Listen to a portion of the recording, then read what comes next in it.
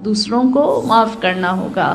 ہم معاف نہیں کر پاتے کیونکہ ہم دوسرے کی سچویشن کو کچھ اور سمجھتے ہیں اور اپنے لیے خود ہی وکیل بن جاتے ہیں.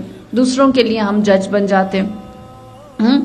اپنا مقدمہ ہم خود لڑتے ہیں. ہم اپنے لیے بہت ساری جسٹیفیکیشنز دیتے ہیں اور دوسرے کے لیے ہم فیصلہ کنکلوژن پہ آ جاتے ہیں. فوری طور پر ہم دوسرے کو فوراً جج کرتے ہیں اور اپنے اوپر آ کر بہت ساری ہمارے پاس کلیریفیکیشنز ہوتی ہیں, بہت ساری جسٹیفیکیشنز ہوتی ہیں کہ یہ ہو گیا اس لیے ہم نے ایسا کیا. ہم تو اتنے خراب تھے ہی نہیں. کہتے ہیں کہ ایک دفعہ ملا نصیر الدین اپنے دوستوں کے ساتھ تھے. بہت سردی تھی. ان کے فرینڈز نے سب نے کہا کہ ہم تمہارے ساتھ ایک شرط کرتے ہیں. سامنے جو ہل ہے, پہاڑ ہے, اس کے ٹاپ پہ ایک چھوٹا سا گھر ہے.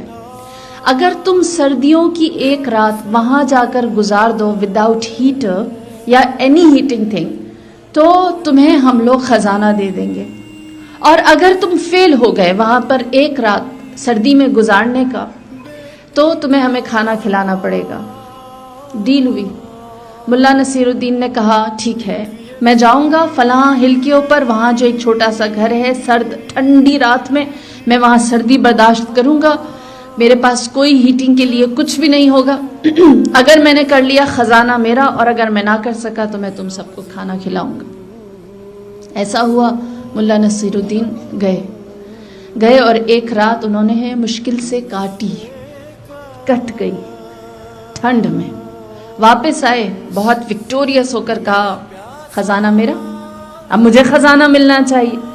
دوستوں نے کہا کہ ہم رات کو دیکھ رہے تھے جب تم وہاں پر تھے تو تمہارے ساتھ ہمیں کوئی لائٹ, کوئی روشنی نظر آ رہی تھی, تم نے آگ جلائی تھی. اس نے کہا بندے خدا, میں اپنے ساتھ ایک کینڈل لے کر گیا تھا, وہ ایک کینڈل جلائی تھی, اس کے علاوہ تو کوئی اور لائٹ, کوئی روشنی, کوئی ہیٹنگ کے کچھ بھی نہیں میں نے کیا.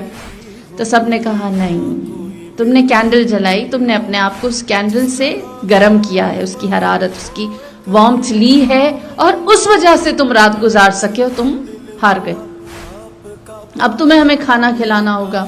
ملا نصیر الدین بیچارہ سب دوستوں کے سامنے اس کو کھانا کھلانے کی شرط ماننی پڑی. لہٰذا نیکسٹ ڈے لنچ پر اس نے اپنے سارے دوستوں کو بلایا اور کہا میرے گھر لنچ کے لیے آ جاؤ. سب دوست سارے وقت 12 بجے کھانے کے لیے پہنچ گئے. جب سب پہنچ گئے کھانے کا انتظار ہوا. 1 گھنٹہ گزرا, 2 گھنٹہ گزرا, 3 گھنٹے گزر گئے, کھانا نہیں آیا.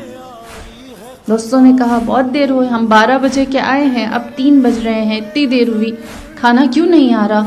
ملا نصیر الدین نے کہا بس چاول چڑھائے ہیں, پانی کو ابال آ جائے تو لے آتا ہوں. 1 گھنٹہ اور گزر گیا, پانی کو ابال نہیں آیا, پانی بوائل نہیں ہوا. حیران ہوئے. ایک دوست نے کہا میں جا کر دیکھتا ہوں, اگر کوئی مشکل ہے تو میں حل کر دیتا ہوں. وہ دوست گیا, اس نے ملا نصیر الدین کے کچن میں جا کر دیکھا ایک بڑی سی دیگ ہے جس میں چاول واقعی میں چڑھائے ہوئے ہیں لیکن نیچے کینڈل جل رہی ہے. اس نے کہا لا حول ولا قوت, ایک کینڈل سے کیسے کوئی کھانا بنا سکتا ہے اتنے مردوں کا.